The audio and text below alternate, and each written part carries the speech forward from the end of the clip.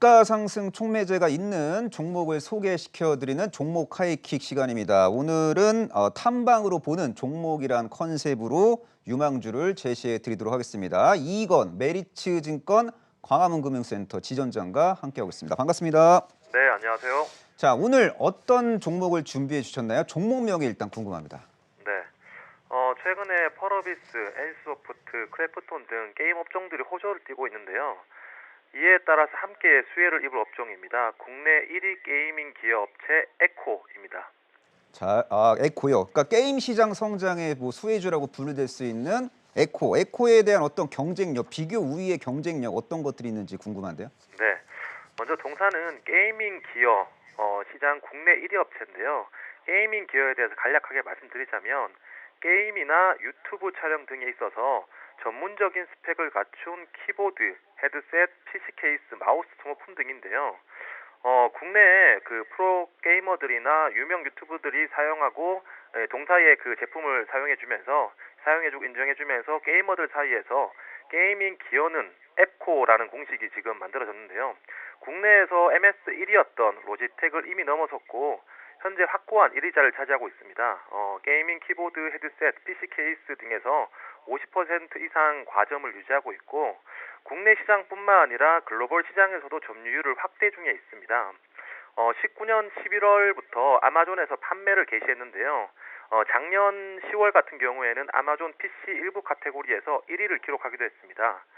작년에 아마존에 공급되고 있는 동사의 제품이 6개에서 현재는 10개에서 15개 수준, 그리고 올해는 100개 정도로 확대 예정인데요. 예상되는 매출액 또한 작년에 90억 수준에서 올해 300억 수준으로 3배 이상의 성장이 예상되고 있습니다. 또한 아마존뿐만 아니라 영국, 인도, 중국 등 판매 국가가 다각화될 예정인데요. 중국 티몰 같은 경우에는 이미 입점이 확정이 되었습니다. 전 세계 게임 시장에서 한국 유저들의 실력은 사실 독보적인데요. 스타크래프트나 몇몇 게임들 같은 경우에는 한국인만 따로 이용할 수 있는 최고 난이도의 채널이 있을 만큼 전 세계의 게임 유저들이 한국 게임 유저들을 인정한다는 것인데요. 한국 게임 유저들이 가장 많이 사용하고 인정하는 그것만으로도 큰 브랜드 파워를 가진다라고 볼 수 있는데 회사의 마케팅이 아닌 국내 게이머 그리고 국내 유튜버들의 무비용 마케팅만으로도 큰 효과를 보고 있습니다. 특히 게임 유저들 같은 경우에는 트렌드에 민감하고 교체가 빠르며 새로운 것을 좋아한다는 차원에서 글로벌 시장에서도 국내 시장과 같이 빠르게 MS를 확대할 것으로 예상되고 있습니다. 네, 잘 들었습니다. 지금 뭐 경쟁력에 대한 에코의 경쟁력에 대한 이야기를 해주셨는데 제가 가장 인상적인 게 아마존이라는 글로벌 최고의 이커머스 플랫폼을 적극적으로 활용하고 있다는 느낌이 들거든요.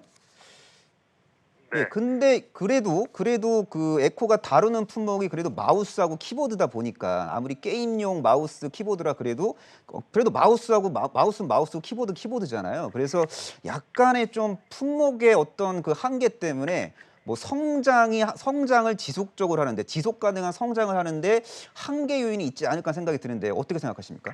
네, 저도 동사를 미팅을 하기 전에 그런 시각이 있었습니다. 하지만 지금 게임 산업하면 굉장히 부정적인 인식이 많은데 e스포츠 산업에 대해서 기존의 시각을 바꿀 필요가 있다고 생각됩니다. 오늘 새로 나온 뉴스가 스마일게이트 엔터테인먼트와 인텔이 e스포츠 MOU 계약을 체결했고요.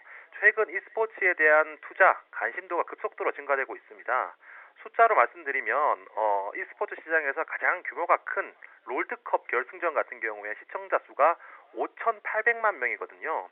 미국 프로야구 MLB가 3,800만 명, 프로농구 NBA가 3,200만 명의 시청자 수를 이미 뛰어넘었고요.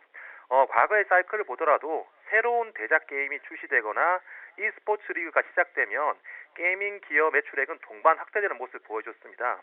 해당 스포츠 산업이 커질수록 용품이 함께 커지는데요. 골프 용품들이나 야구 용품들이 대표적으로 볼 수 있습니다.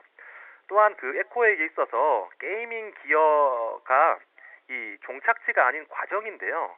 과거의 동사는 게이밍 기어 사업이 아닌 PC 주변 기기 사업을 했었습니다.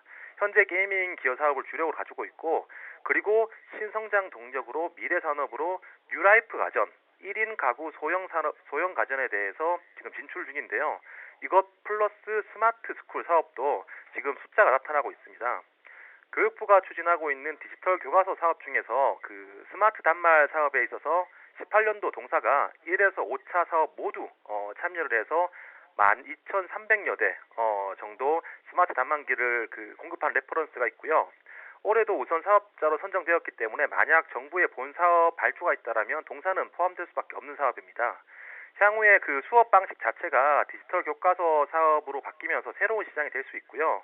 또한 19년 말부터 소형 가전, 음향기기 신사업도 빠른 속도로 성장하고 있습니다. 1인 가구, 소형 가전은 이미 그 게이밍 기어 시장과 유사한 성격을 가지고 있고요.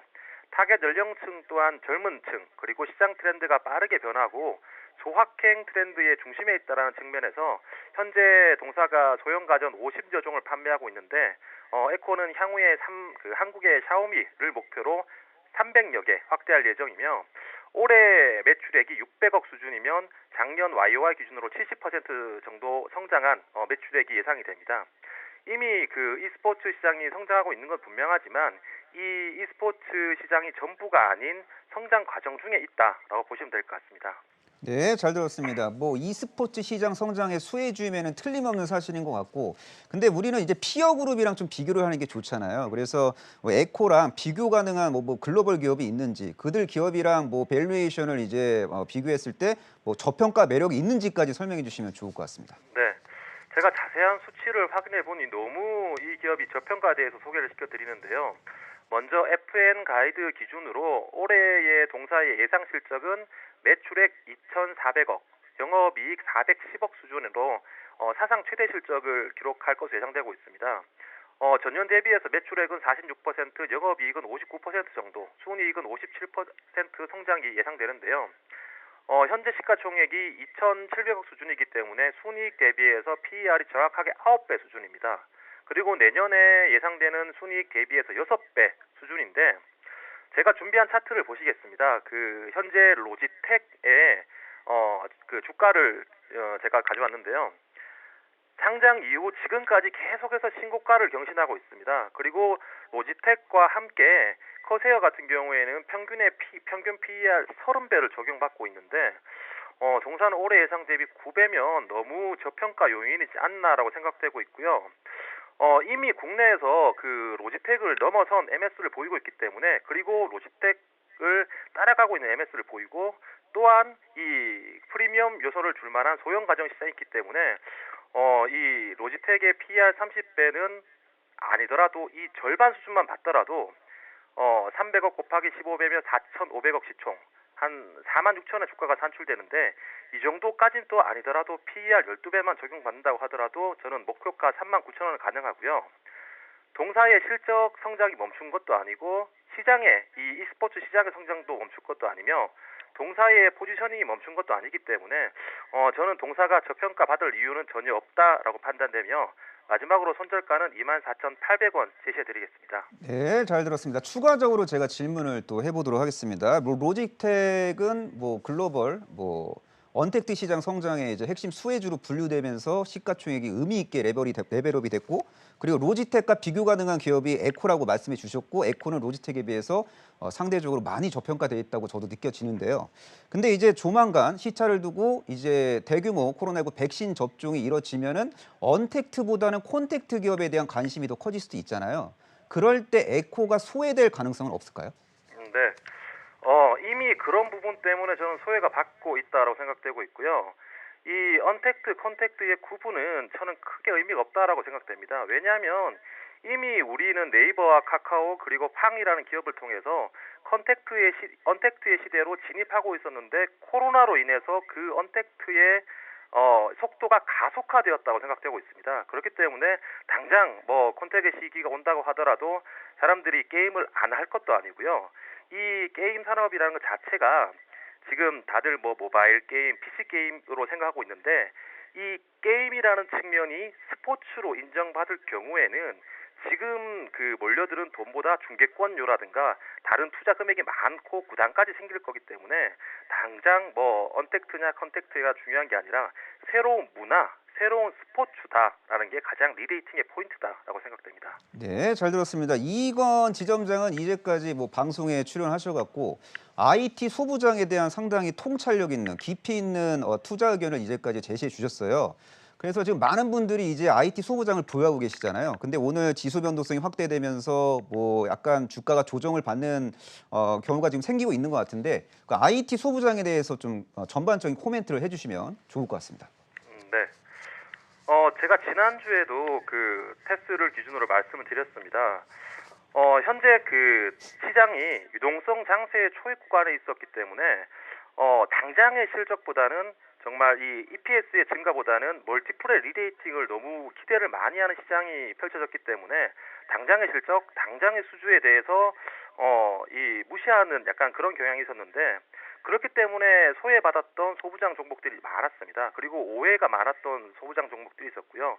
한데 그러한 종목들이 이제 뭐 원익 IPS 비롯해서 테스, 윤테크 일부 기업들이 수주가 계속 나오면서 그리고 시장에서는 특정 낸드 플래시라든가 일부 메모리 업체에 대해서 캐펙스가 줄 것이다라고 예상을 했는데 반대로 캐펙스가 늘어나면서 그리고 또한 이재용 부회장의 그 이슈로 인해서 캐펙스가 줄 것이라 보았는데 옥중서신을 통해서 캐펙스가 늘 것이라는 이런 그 사실이 확대되면서 소부장의 그 이 저평가의 영역 그리고 소부장이 더 이상 캐펙스가 줄어드는 것이 아니라 늘어나는 것이다라는 컨센서스가 확정이 되면서 저는 이 저평가 요인이 해소되고 있다 보고 있습니다. 그렇기 때문에 이 소부장이 맞다 틀렸다 이것보다 시장이 성격이 순환매가 계속 펼쳐지고 있기 때문에 뭐 유동성 시장에서는 유동성 시장과 함께 올리는 그 종목들 그리고 실적 장세에는 실적과 함께 올리는 종목들이 필요한데 만약 시장이 조정받으면서 이렇게 실적에 대한 눈높이가 올라가거나 또는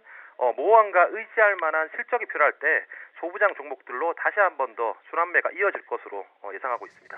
네, 잘 들었습니다. 뭐 트레이딩 핫타임에 출연하고 계시는 뭐 여러 전문가들 중에서 뭐 IT 소부장에 대해서 가장 좀 깊이 있는 지식을 제가 갖고 있다고 저는 개인적으로 생각하고 있는데요. 그래서 제가 추가 질문 하나 더 하도록 하겠습니다. 자, 지금 삼성전자가 반도체 분야의 설비 투자를 적극적으로 올해도 전개를 할 텐데 작년보다 한 20% 이상 설비 투자의 규모를 늘리면 한 35조 전후를 투자하게 되는 거거든요. 그러면은 이 35조 규모의 뭐 디램, 낸드, 파운드리 분야 투자를 전개했을 때 시청자분들이 관심을 가져도 될 만한 좀 딱 세 개만 추려줄 수 있을까요? 네. 먼저 원익 IPS 네. 그리고 테스 그리고 솔브레인 세 종목을 언급드리겠고요. 한 가지 더 조금 소형주지만 엣지 있는 종목을 말씀드리자면 유니셈을 언급드리겠습니다. 뭐 원익 IPS, 테스 그리고 솔브레인 같은 큰 종목들 이런 종목들에 대해서는 제가 투자 의견을 다 말씀드렸는데요. 소형주임에도 제가 유니셈을 언급드리는 이유는 주가가 많이 올랐습니다. 분명히 많이 올랐는데 많이 올랐음에도 불구하고 동사가 지금 하고 있는 플라즈마 스크러버가 향후에는 신규 팹뿐만 아니라 기존의 팹에도 들어갈 수 있는 요소가 만들어진다라고 판단하고 있습니다. 왜냐하면 그 얼마 전이었죠. 애플이 그 여기 중대한 발표를 한다라고 언급을 했는데 다들 시장에서 그럼 애플카일까? 라고 그 굉장히 기대를 했는데 막상 뚫고문을 열고 보니 애플카가 아닌 그 탄소 제로, 탄소 중립에 대한 이슈였습니다. 앞으로 애플과 거래하는 모든 기업들이 탄소를 제로로 하겠다라고 언급을 했는데 그렇게 되면 앞으로 새롭게 투자하는 팹뿐만 아니라 기존의 팹 또한 탄소 배출을 제로로 만들어야 될 그리고 탄소를 이제 줄여야 될 그런 이슈가 있는데 제가 대다수의 그 장비 기업들, 소재 기업들 다녀왔는데 유니셈 같은 경우에는 기존의 인프라 기업이었기 때문에 이 전공정 업체나 후공정 업체들에 대해서 밸류를 저평가받을 수밖에 없었습니다. 하지만 유니셈이 이 하고 있는 이 플라즈마 스크러버가 탄소 제로를 위해서 만약 채용이 된다라면 제가 채용이 될지 안 될지는 알 수는 없습니다. 하지만 채용이 된다라면 이는 그동안의 인프라로 적용을 받았던 동사의 밸류에이션을 바꿀 만한 요소이기 때문에 저는 이에 대해서 계속 지금 추적을 하고 있는 상황이고요. 만약 동사의 스크러버가 삼성한테 채용이 된다. 그러면 지금 P2랑 X2는 지어졌죠. 그리고 평택 3기, P3 같은 경우는 기준기가 올라갔습니다. 평택 3기에도 당연히 들어가야 되는 거고 P2, X2뿐만 아니라 P1, 그리고 X1에도 들어가야 되는 거고 기존 라인인 16라인, 18라인에 들어가야 되는 거기 때문에 굉장히 큰 회사가 이만큼 30%는 최근에 단기 올랐지만 이게 채용이 된다라면 좀 더 큰 이슈가 아닐까라고 생각할 만큼 엣지 있는 종목입니다. 네, 잘 들었습니다. 앞으로 뭐 IT 소부장 관련해서 궁금한 거 바로 생기면 많이 질문하도록 하겠습니다. 이거 즉흥적인 질문인데요. 이렇게 뭐 평소에 이제 지식이 많으시니까 그냥 앞으로 기본 지식으로 그냥 풀어도 상당히 좋은 코멘트가 많이 있었던 것 같습니다. 대단히 감사드립니다. 네, 감사합니다. 예, 지금까지 메리츠증권 광화문 금융센터 이익원 지점장과 함께했습니다. 고맙습니다.